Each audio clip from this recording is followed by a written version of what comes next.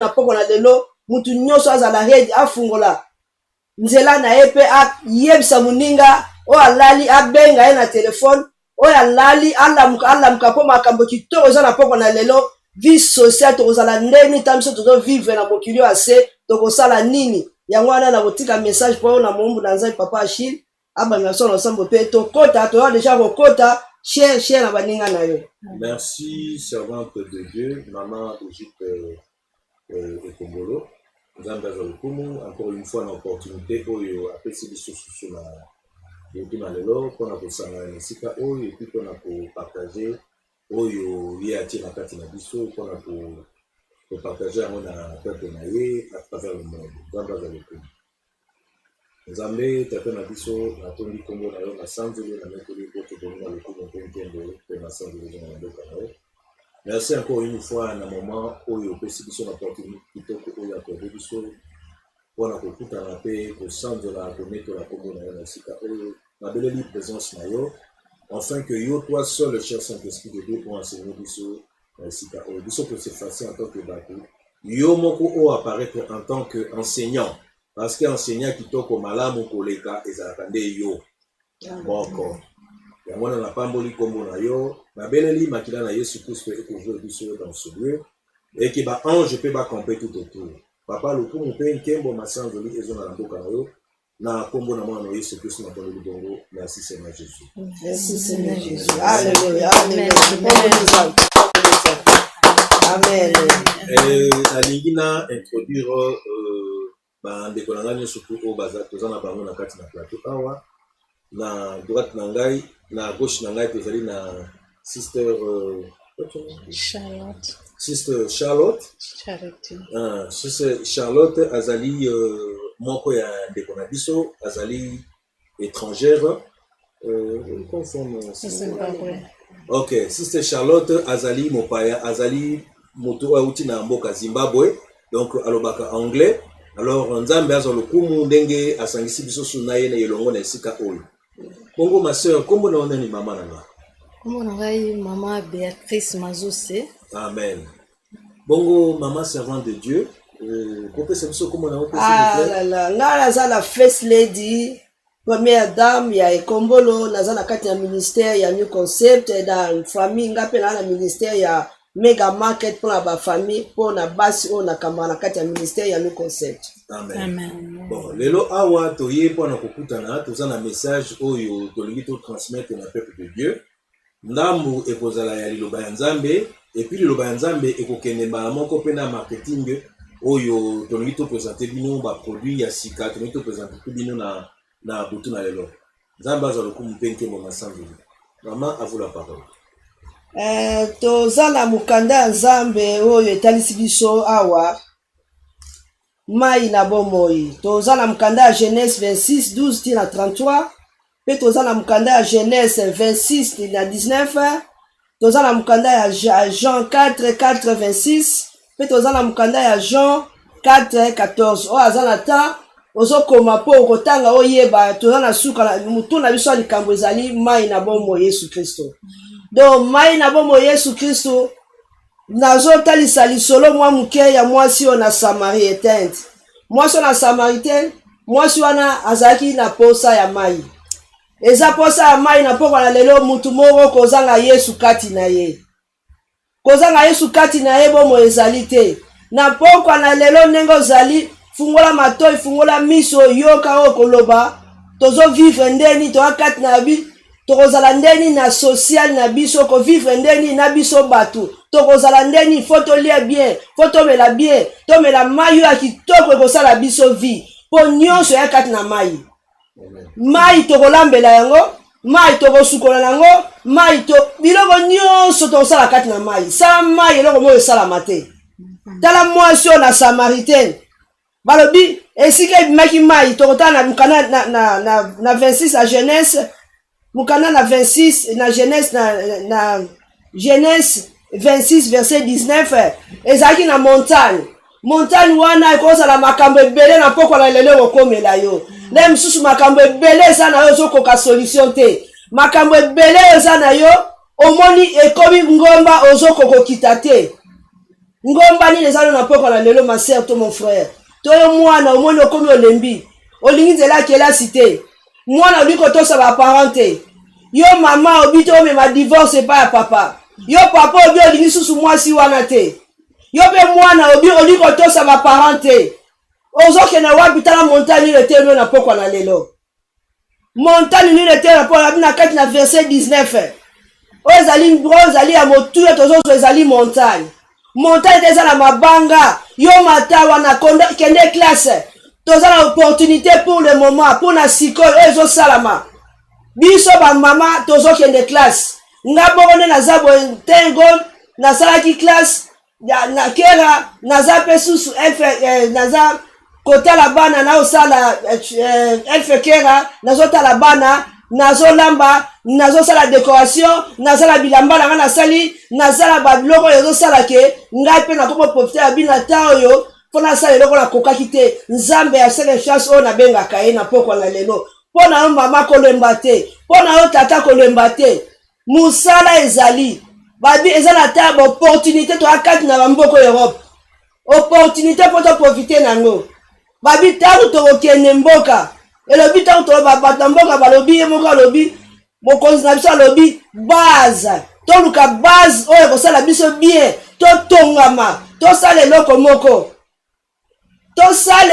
moko biso toza na ntango ezali nzambe second chance azali oyo osalaki te tomeka kosala ngo na sikoyo ti tozali na tongo ti tokoma pokwa nzambe asalaka ntango nyonso ata va moye ebimaka mpo na biso toprofite na moyi wana ebima likolo na biso mpo tosala eloko moko emema biso toyeba soki toza te tokosala nini mpo na ngai nazolinga kotika nazala so naza te nasala legacy mpo na bana na ngai mpo na bakoko na ngai mais sikoyo oyo ozala olandanga na pokwa na lelo yo mama yo lembi obi oboma libala montagne nini ozala na pokwa na lelo montagne nini ozala na pokwa na lelo yo papa tokanisa malabu nakendaki na esika basalaka training nasalaki 15 jours mpo na batraining antuka nakoyisa papa mwana pokwa na lelo oyo azolanda message oyo bino bapapa bino nde bokendaka liboso avant biso tokende na mokili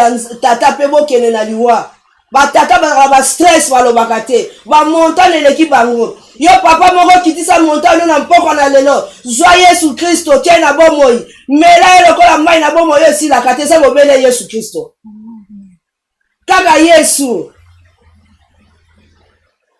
papa kolemba te seke ntiase ezali lukeleko kosala bosolola na mama ato ekokaki kosala te biso tokoki te bana mpe bakosala oyo tokokaki te me toluka biso mpe tomiyeba na pokwa na lelo mutu moko azali aswafe mutu moko mongongo ekauki mutu moko akomi vide akomi alembi bazongisa ye mai oyo na hôpital amela yesu mpe ayamba yesu kristo na pokwa na lelo lokola mokonzi mpe mobikisi mpo azwa bomoi aleluya soko ozali mai okotelema te na hôpital bakotia yo mai okosukola mai okolambaka nabaka lelo ngabaka oyo ayini ngai ayini yesu kristo mpo mai nabomelela kati na nga oyo akolinga nga te akokauka mongongo mpe oyo alingi nga mpo yesu kristo nakutana apesa nga bomoi nde naza lelo bo eza ye soki eza ye te me naza na bomoi te mpo ngai andimaki komela mai wana azalaki aswafe nakufeli baparent nakomi divorce na age na nga lelo nakuta mobali ayebi yesu kristo papa ekombolo babizu mingi mpona nini nayambaki yesu kristo namelaki mai na bomoi oyo esilaka te nakutaki na oyo yanga mpe na likambo na nga oyo nasengaki kolemba te place oza yo mama yo papa yo mwana oyo solembi tosaba para bible bi mpo umela mokili tomela yesu mai na bomoi na mpokwa na lelo oyo so aza aswafe oyo alembi oyo aza na hôpital alembi makasi ezali te force ezali te eza bobele mai na kimia nde toluka tomela yango na pokwa lelo ezali nyonso kati na yesu nyonso sa yesu kristo eloko ezali te nazo transfert mutu moko na mpokwa na lelo azolanda message oyo yesu mai na bomoi mwasi na samaritain oyo akendeki kona liziba akendeki koluka kotoka mai mai tanga kuta na Yesu ne azwaki bomoi bayebisi oyo ezalaki pe akokosala kopanza sango nga nazopanza sango na pokwa na lelo nazopanza poke na pokwa na lelo nyonso azolanda message oyo place ozali kolemba te telema mama Nzambe a second chance atikaka bana na ye te atikaka bato nyonso asali na image na ye Nzambe tosalami na image ya Nzambe alingaki biso mingi mpo atunaki mwana Yesu Masiya akufa mtoto oyo yamba ye lokola Seigneur mpe Sauveur tomela mai na bomoi na pokwa na lelo oyo alembi kolemba te na pokwa na lelo Nzambe amelisa o mai na kimia mai kopesa o bomoi mai yoke na kopanza sango yango minga nazopanza sango na pokwa na lelo po Yesu wana apesa ngai posa na komana bokosa pamba soki nalobi makambo na Yesu te naza na esengo te soki nalobi te nakokaka te mabolongo natanga nalembi fo nafukama nasenga ye te merci oyo natamboli na butu oyo natamboli na moi oyo aliesi ngai apesi ngai bana apesi ngai famille apesi ngai mobali apesi ngai libota kati na Nzambe nazokoma ete toza biso nyonso eza mpo na Yesu Kristo oyo nyonso eza libota kati na Nzambe ata baboyi yo kolemba te zala pene na bato bayebi Nzambe Bible elobi ndeko na yo aya kati na Yesu Kristo tofandi elongo awa eza mpo na Yesu mpo nini toki na soif toti na bafamille ebele oti na famille ba problème na oti na famille bakufi na oti na famille babwakami yo oti na famille mobali ya boyi yo oti na famille bana balingi yo te bana baza bempoli bana toyi na wana mboka oyo bana tokota bango kutu bayokelaka bato te mwana asalaka makambo na ye montani nini eza na place na yo mwana atanda bilamba nde na singa nde tozali tobota bale toboti bango awa nde bayebisa bango bamota ete aza na foto kitisa wana pokwa na lelo topesa bomoi epai na Yesu tomela mai na kimia yo mama to osilikaka mama moko adonga asilikaka na ye me to osiliki ngatala simeta na melima yo na kimia na ngezaka ntango nyonso ntango so babe mama ozali wapi ata na zate mpo na nini naza important kati na ndako na nga yo na pokwa na lelo ozali wapi yo mama ozongi kaka koma neti mwana muke yo papa okomi kaka na bakwana komelaka basike bashimboki na yo bapele na yo omelamelo bosani ndaku papa yo ozalaki na libandi te suki ebele na mutu suki nyonso ekatani tokomi biso nyonso na matanga na benga yango atuka oyo azala kosilika aseka na pokwa lelo nde bakana baluba bato nyonso bakomaka na matanga soki matanga fo bokata bakovo bapapa nyonso mabande ekomi na bango atuka fo boyoka nga na pokwa na lelo eza mingi bastress bapapa bamosusu bakomi kobakisa basuki fo ebota bango mingi eza stress papa lamuka na pokwa na lelo benga Yesu na bomoi eloko azala kwa Seigneur mpe Sauveur na yo mbela mai na kimia nyonso eza kati na Yesu bomoi ya seko Yesu azopesa so totala mokanda na Jean 4:14 bomoi oyo ya seko esilaka te nga lelo ata nazali ata naza so na bomoi te na ote ngo nango mpo nasi namoni Yesu namoni bakoko nasala okokai kosala te tina kosala Nzambe takobomanga ata akobomanga akomiboma ye moko oyo akotelema akomitelema ye moko oyo alingi nga te Yesu alingi ngai nga aza mai ya komela naza mai ya kolambela naza mai ya kolia nyonso akati na nga nde nazali soki ye te me naza nango te yango naza na bomoi oyo esilaka te oyo aza pembeni na nga na otransfert ye oyo alingi nga te Yesu aza na posa na yo oyo ayini ngai amii na ye moko na pokwa na lelo zwa mai simba verre na yo tia pembeni mela yango Yesu loba yo mai na bomoi oyoka kimia kosala yo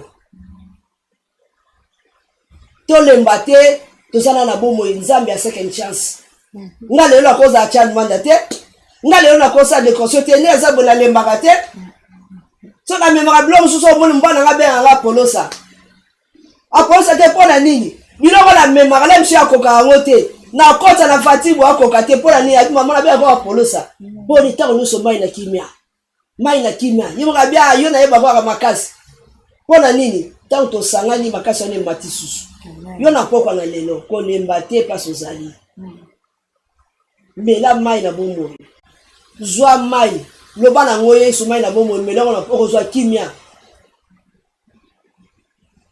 Yesu alingi biso mingi ta tozala ba message ebele tozala papa mama na biso pembeni mama mazose ye moko komite lelo aza terroriste le momoni na kati na show ane omona yawa aloba makambo aza nango nzambe apambola biso mpo toza na ministère ezotambola toya ministère ezotambola na Lubumbashi epa Francis Mutombo Kombe na mama Jolie bango bazokamba ministère wana toza na ministère ezotambola na Congo mabe na kotikele place po apesa biso adresse wana.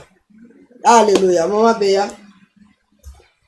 Mama Beya, oui, Mama Charlotte, Mama Beya. I just wanted to talk about the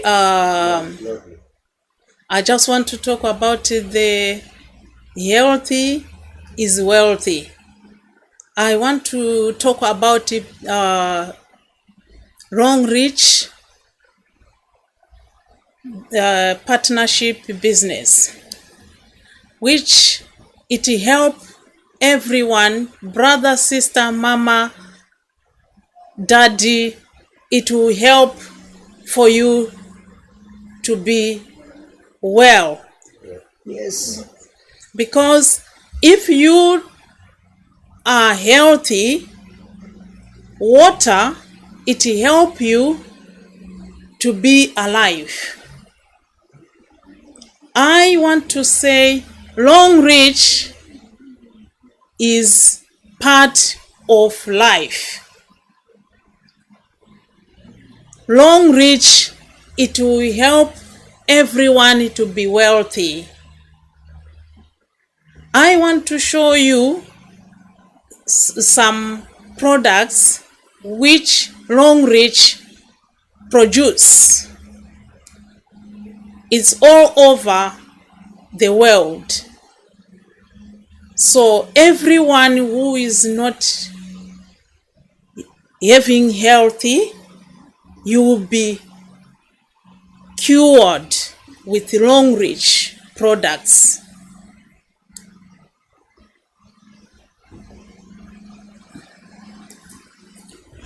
This is the cup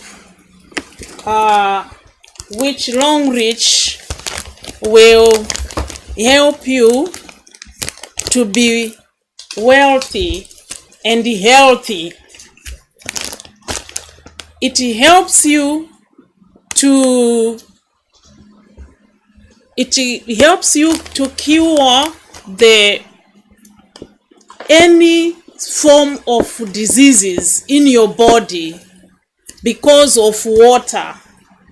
This is an alkaline cup which you have to drink water every day. Every day you're healthy, which is Long Reach make people to succeed in life. Long Reach, it help people to be wealthy. I was so big. I can say I was big. I was wearing size 30, but when I start using Long Reach alkaline cup, it helps me to detox my body to be healthy as I am. It's really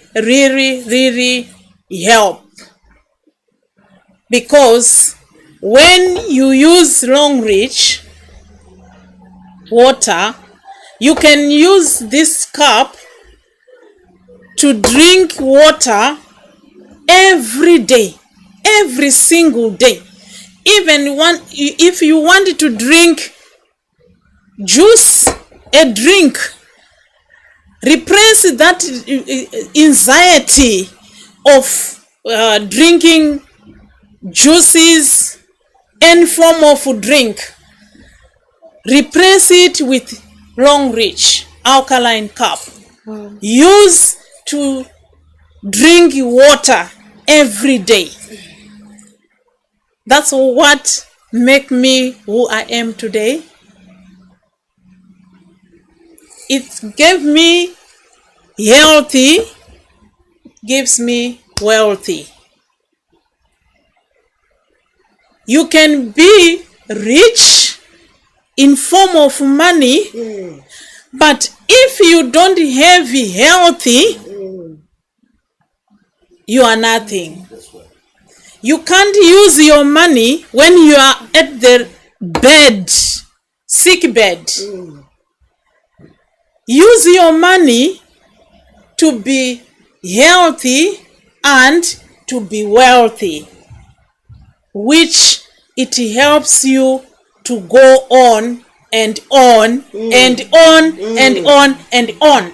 You see your generation to generation to generation. Amen. It helps you to be somebody in life. It takes you to be a person who will be recognized. So I just want to say to everyone, this alkaline cup, it helps you for your healthy and for your wealthy.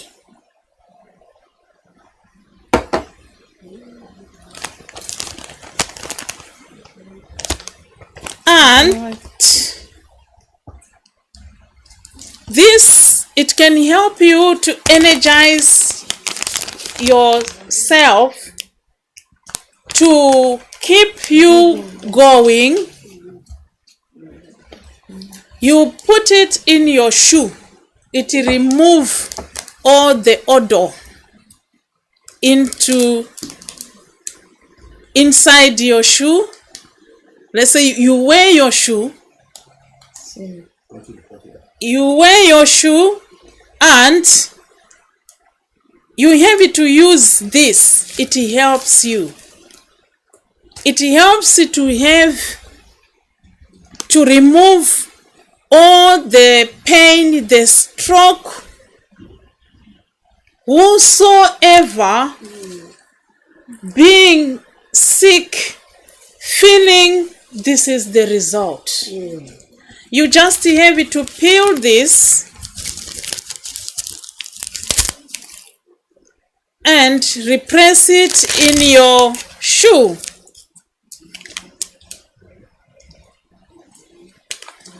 You repress it in your shoe, like what I did in mine. You can't smell anything. There are some people who sweat. When they remove their shoes, the shoes will be smelly. So this, it remove odor in your shoes. And it help you also to remove all, let's say you have allergy. You just peel as I do like this. Then you put it in the bottle of water for 10 minutes. Just put it inside the bottle.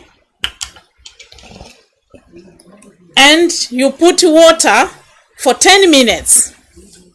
And it will help you. Then you drink it. And it help you also to flat the tummy. We call it water therapy. Water therapy. Water therapy. Adding to the alkaline cup, it helps you, it joins, combines together, and it flattens your body. As I said before, I said I was big. Now I'm enjoying myself because of long reach. Yes, long reach life. Amen, amen. Amen. Papa na biso Achille. Nzambe azwa lokumu mpe nkembo masanzuli izonga na mboka na ye. Bon, c'est vrai que na se présentaki te na introduisaki bandeko na ngai awa na ngambo na ngai. Bon, ngai moko kombo na ngai ezali Papa Achille Esalé. Nazali business entrepreneur na niveau ya Congo kuna. Alors ezali esengo mingi ndenge nzambe permettre biso susu na poko na lelo to kutana to partager le lobanaye et ensuite to parler un peu sur makambo etali business, c'est-à-dire le marché actuel, parce que elobi ete lilobana na vie courante etambolaka de pair kenaka nyonso tu nzela moko. Alors soki liloba ezali na kati ya vie ya motete ezali pasi kwa ke yo ozali vivant ata ozotambola mais na miso nzambe ozali zombie, c'est-à-dire ozali lokola ebembe ya kotelema zomona. Alors nzambe alingi te moto akufa yango ndenge mama na nga abengaka toujours nzambe aza nzambe ya seconde chance.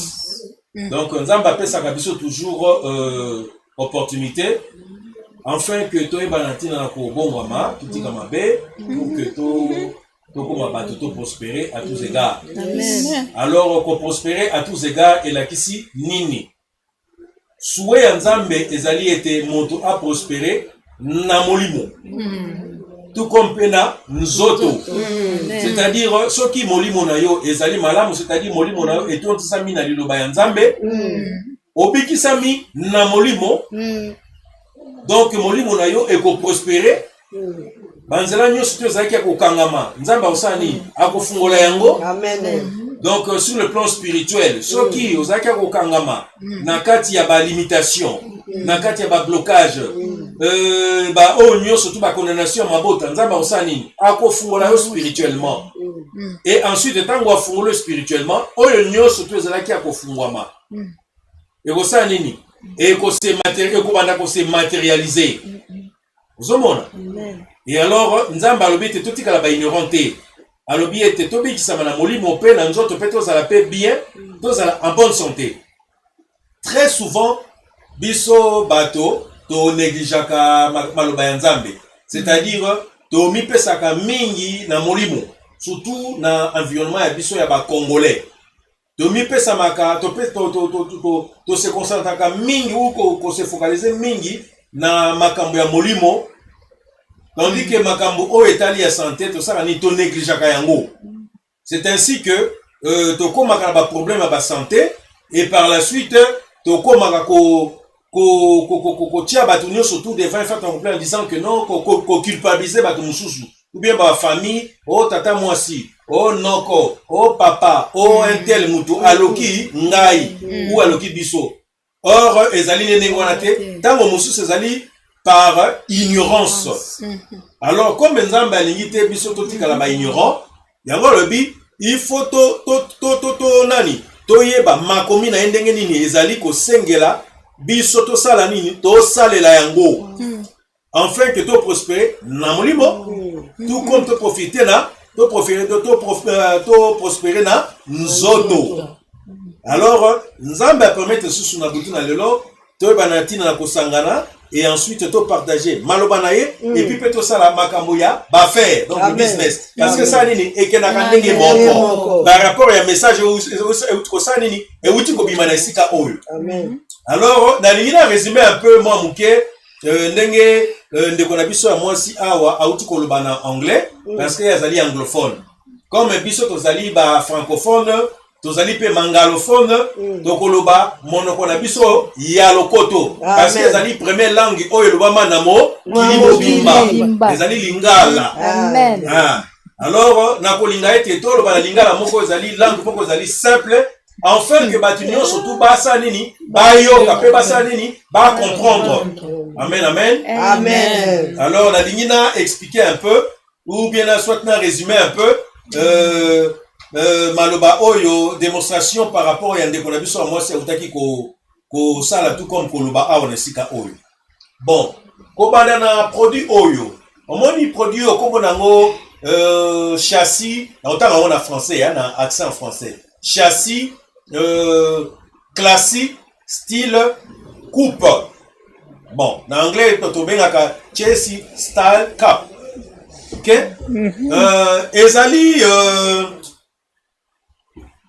Ezali kopo moko, ezali kopo moko oyo mondele asali yango. Donc asali yango pona ko faciliter biso tâche. Ozomona. Donc ezali lokola kopo na kobenga yango ezali lokola kopo. Na kobenga yango ezali lokola thermos. Na français pour que vous comprendre à peu près. Batu ya français tout comme batu lingala bo comprendre moto na moto selon compréhension na ye. Ozomona ezali lokola kopo moko basali kopo yango eza na forme ya thermos. Ozomona. Alors ce que kopo wana ou thermos oyo ceux qui na kobenga yango en quelque sorte parce que bon comprendre lingala les pauvres. Ozomona. Basali yango afin de façon que e faciliter yona ngai tâche. Ozomona. Ndenge biso ngai na yo to melaka mai ya pompe. Na niveau ya Afrique kuna bien na ba pays ba tiers monde. To melaka ba mai ya pompe to ke otoki mai ya pompe kuna omeli. Ozomona. Tango omeli ba mai ya pompe on eza tout d'abord ba mai ya nini ya salité. Alors, ezo bimisa ba maladie ebele c'est-à-dire ba microbe ezali ba amibe. Ozomona batu bazo ko ba amibe, batu baza ko mela ba mai ya salité o ezala ba michopi des choses comme ça. Ezali pas si mingi ce qui fait que batu baza nini baza ko bela. Ozomona. Alors, comme mondele aza mutu oyo amemelaka solution, aza mutu aza créatif. Mondele alobi pona na sunga batu ya mokili. Parce que mai ezali vie. Na ndenge nyonso tout tango ndenge Nzambe a créé mokili. Nzambe asalaki mai. Asalaki nature, asalaki mai.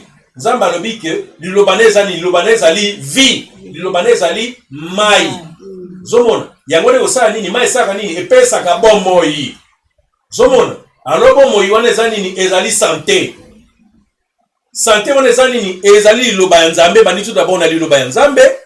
Liloba ya Nzambe yango osala nini ke moto asala nini azwa santé ya malamu santé ya molimo abikisa na molimo et puis abikisa masusu nini na nzoto. Ozomona nzoto na ye personnel. Alors pour ne pas que totika ba ignorant yango pe mondela lobi ke non il faut na aider mo bato yo Nzambe asala na mokili. Donc bato wana bakosala nini ba banda pe ko prospérer c'est-à-dire bazwa pe santé ya malamu.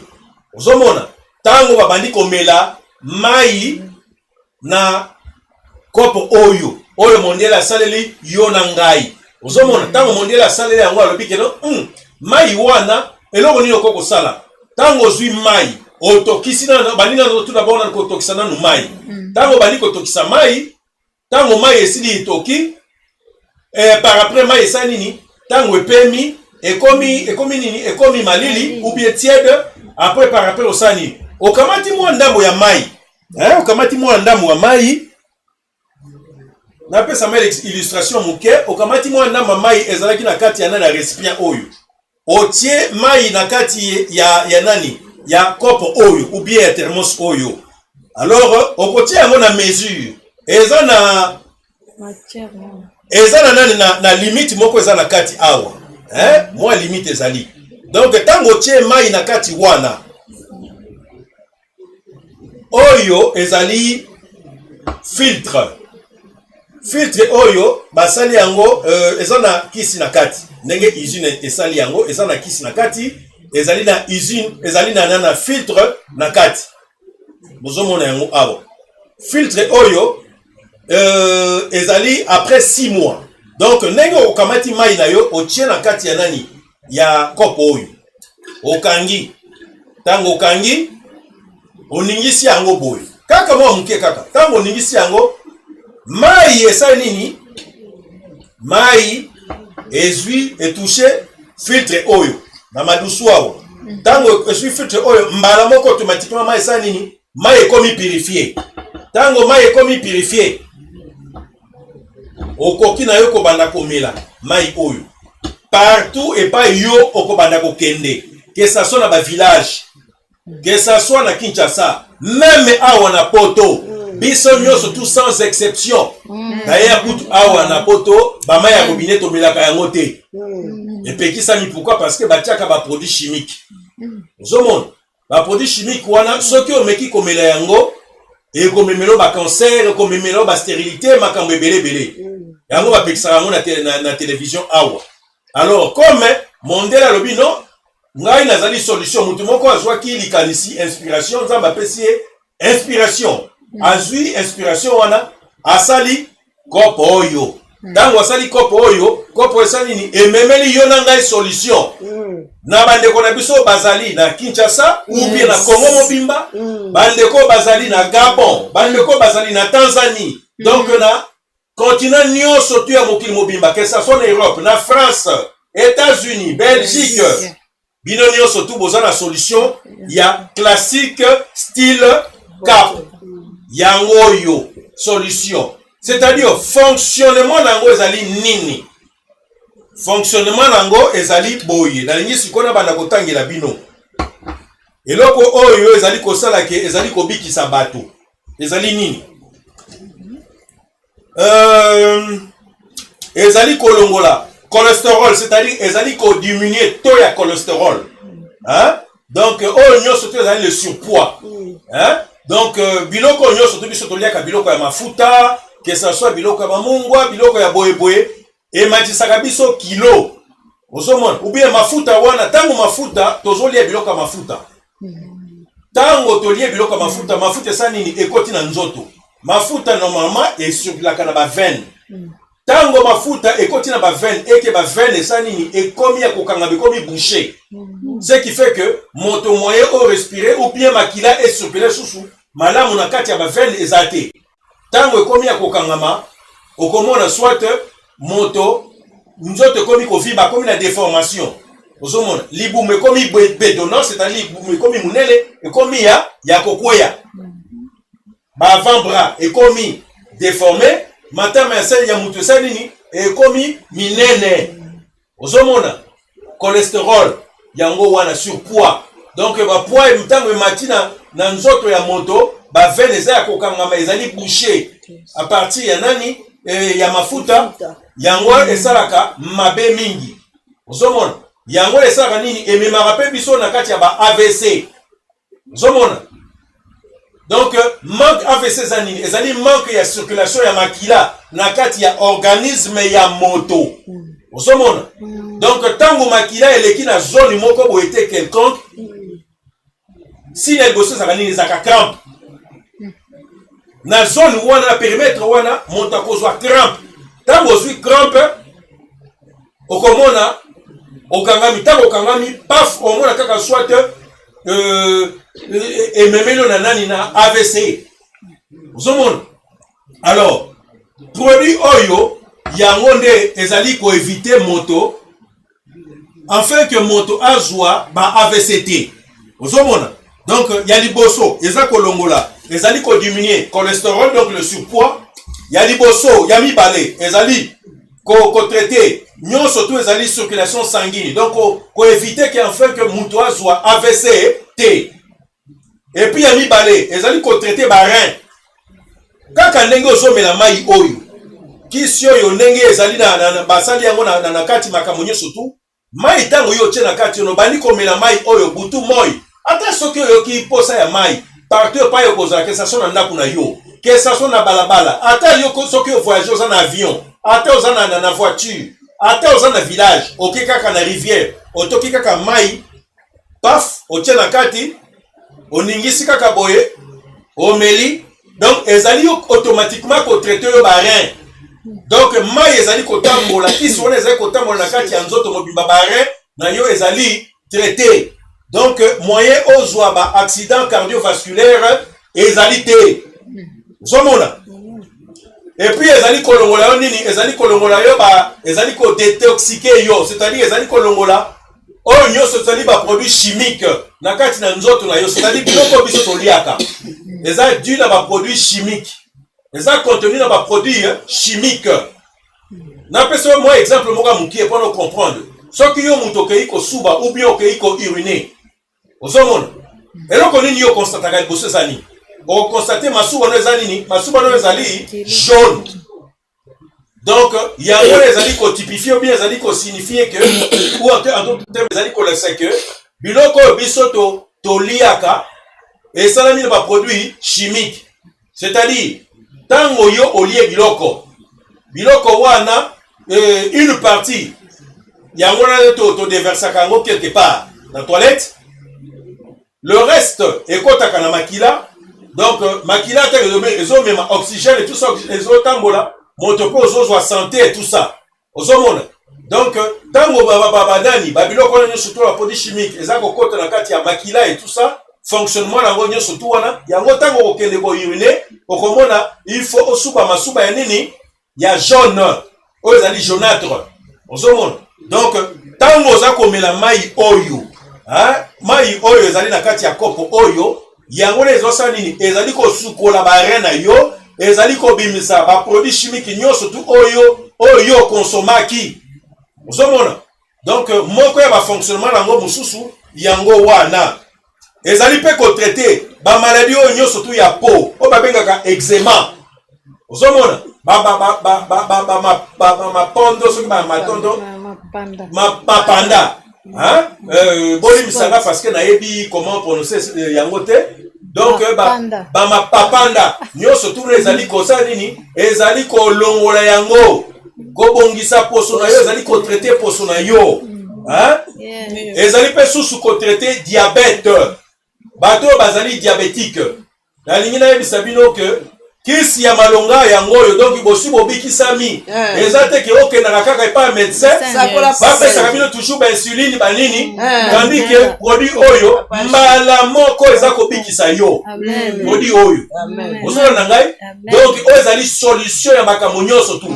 Bino bozali na Kinshasa kuna bi na mboka Congo bino bozali que ça soit na nani na Gabon bao bazali na Congo Brazzaville bao bazali na Zimbabwe bao bazali na France na Belgique na Allemagne tala eloko oyo ememe bino solution. Ozomona classique style coupe ememe bino solution yango oyo ozomona. Alors ezali pe susu ko renforcer ba globule blanc na globule rouge. Ozomona. Donc ezali pe susu ko soigner o ezali épilepsie maladie oyo ya nani ya ndeke ezali ko soigner yango. Donc remède ya makasi yango oyo classique style coupe ezali remède ya makasi oyo ezali ko ko soigner épilepsie. Donc ezali pe ko soigner fonctionnement ya nani ya motema. Omoni mitema mususu ya bato ta mususu e fonctionnaka malamu te eza du temps mususu na banakati ya ba microbes des choses comme ça, tandis que avec ce produit ezali ko aider enfin que fonctionnement ya nani ya motema na yo et fonctionner correctement. Et puis pe ezali ko stimuler, c'est-à-dire ezali ko booster, c'est-à-dire soki motema na yo ezalaki ko tambola na faiblesse yango ekosala que est stimulé. Donc énergie eko pesa énergie moko nani ya makasi, donc magnétique donc énergie moko magnétique magnétisme moko ya makasi afin que motema na yo ebana ko circuler ko fonctionner normalement. Ozomona. Donc fonction nani ya produit oyo yango oyo ezali vraiment remède moko ya makasi, eza produit moko oyo ngana ko senga na yo nangai tomela yango. Donc équipé kututé etali kutupe soki même pas na équipé agité. Donc na âge nyo surtout bana na âge ya 0 ti komata kuna na likolo. Donc yango ne mutu ezali ko nécessité pour que yo na ngai to sanini to utiliser yango eko bongisa santé na biso malamu et puis to ko umela na tango mulai na mokili oyo. Yes. Amen, amen. Amen. Amen. Nalingi.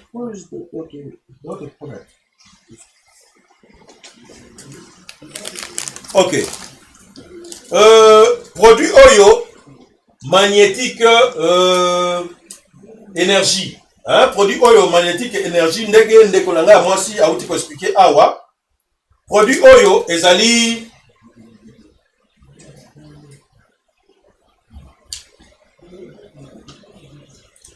produit oyo ezali ko longola tout ce qui est ba impureté na kati ya se ya makolo. Omoni omoni talon ndenge ezali awa sapatu na bino ya basi na pesi oyo ezaka illustration eza équipé basi te équipé mibali te donc moto oyo nyonso tu omoni ndenge tozali nzoto na biso ezali fonctionnement nzoto na biso ezali moteur oyo baorgane nyonso na kati ezali na kati ya nzoto na biso ezali moteur donc ntango tozali korespire makila ezali kosala mai na makila ezali kocircule donc nzoto na biso ezali kodégage bachaleur baforte chaleur ozomona alors ntango tozali kotambola a force ya kotambola nzoto na biso ezali na baport bamadusu partout nzoto na biso ezalaka constitué na bamadusu ezali ebele ntango oyo ozali kotambola ozali korespire ozali korejete nani CO2 ekoti ebimi tout ça donc ntango tozali korejete yango nyonso tuna tozali korespire entre temps mpe tozosala nini tozali kotranspire ntango tozali kotranspire na se ya makolo produit oyo yango ezali koede yo na ngai tosala nini microbe oyo eza na kati ya banzoto na biso esala nini eya kokangama na kati ya tisi oyo ntango microbe wana mitoki wana ekoya kofanda na kati ya tisi oyo eabsorbe yango ebendi yango nyonso basalte microbe nyonso tu wana ebendi yango ekofanda na kati yawo yango esalaka ke nani makolo ya moto uswati elumba solo donc ekolumba solo wana ezali ya partie ya microbe oyo eza na kati ya banzoto na biso wana c'est approuvé médicalement parlant somona alors produit oyo ekoede yo na ngai pour que to éliminer batoxique ebele donc bamaladie babiloko ebele bamicrobe na kati ya banzoto na biso ezali produit oyo magnétique énergie yango mte ekoede yo na ngai eza vraiment produit moko préconisé mpona yo na ngai vraiment te utiliser yango très bien ekoede biso makasi bino oyo bozali na Kinshasa kuna nakosenga na bino boyeba mpe na ntina koprocure nango parce que surtout bino oyo bozali kuna na bapays tropicaux bapays ya moi botokaka mingi ozomona nzoto etokaka mingi alors ntango bozali koutilize batisi oyo ekozala malamu mingi ekoede bino contre bamicrobe ebelebele mpona koevite bamaladi ebelebele na nani na nzoto donc so boutilize magnétique oyo ekozala malamu mingi pour que bo santé na bino ezala malamu ya koleka produit oyo esalaka bafonctionnement bafonctionnement ebele ozomona non seulement elongolaka solo ya makolo ekitisaka mpe makolo omoni ndenge totambolaka makolo na biso ekangami na kati ekoti na kati ya sapato ekangami boye makila moyen ecircule comme tel ezali te ozomona alors ndenge makila ezocircule te nani makolo esaka nini egonflaka ntango makolo egonfle eye munene alors à partir ya tissu oyo batia yango na kati ya nani ya sapato na yo ntango tissu wana ezali koabsorbe banani basalte ezali koabsorbe bamicrobe ezosani ezali koprotege yo contre nani gonflement ozomona eza koprotege contre gonflement ce qui fait que ntango olongoli yango okomona makolo no ezala toujours pepele vous avez toujours relax donc bagonflement wana ekozala te mais soki nani olongoli yango ou bien utiliser yango te ekosala nini ekogonfle makolo makolo no ekoma solo des choses comme ça donc ekozala vraiment désagréable pour que yo na ngai to utiliser biloko wana sans nani to utiliser basapato sans batissu oyo donc c'était un peu ça eloko na ngaki na explicité yango mpe lisusu esili te produit oyo omoni moto soki aza ta mosusu na mutu pasi napesa exemple soki oza na mutu pasi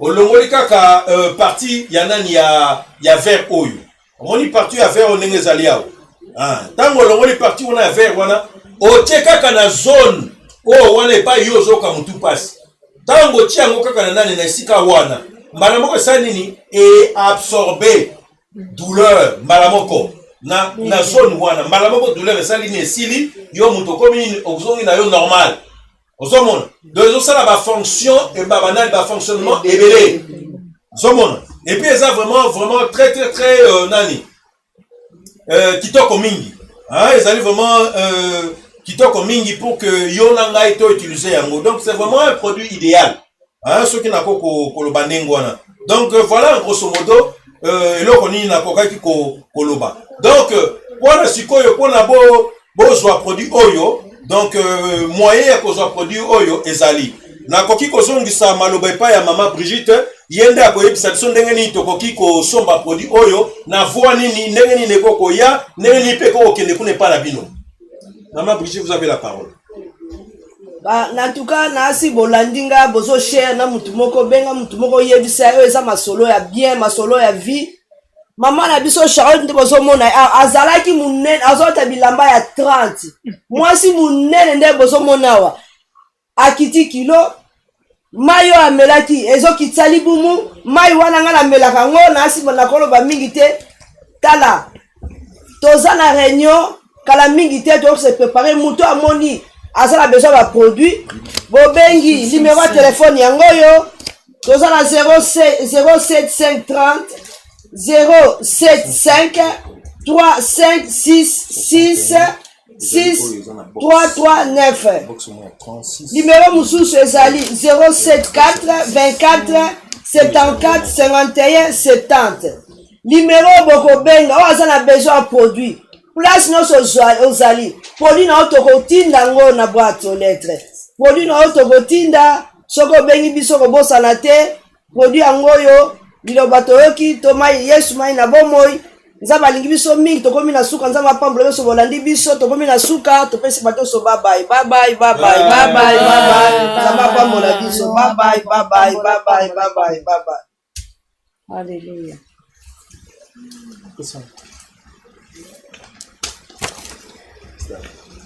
No, everything is done. Thank you. Everything is done. The people listen, people see. Thank It's you not easy. very much. Yeah, you see next time. It's not easy. You see, not easy next time. That But Papa God is not, have done it. Yeah, shall I come again? Tell the people again, no one time. Just come and explain again that the mama need. You are like this, you are like this. You know, that the mama should know everything you tell you is true. I'll bring bring the picture. I'll bring the picture. You bring the picture, is better. I bring the picture. Yeah, you got it. We'll meet you there. God bless you. I am Church. Present Youth Convention 2019. Date Saturday, the 4th of May 2019. Time from 6 p.m. to 9 p.m. Theme, who is stopping you? Host, Minister Emi Sidoni Makuka. Guest speaker, Brother J. Mwele from RSM. Praise and worship, sisters Lisa Godsend, Lisa Lesi, Noraline Mutima, Ray Lema, Olivia Makuka, and RSM Group. Venue, Bristol Mall Hall, 422 Bristol Road, London SW97AE. Please come and see what the Lord Jesus Christ is able to do in your life. Don't miss it. The Lord will meet you there.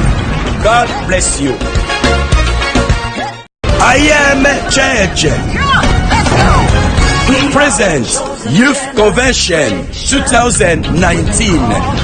Date Saturday, the 4th of May 2019.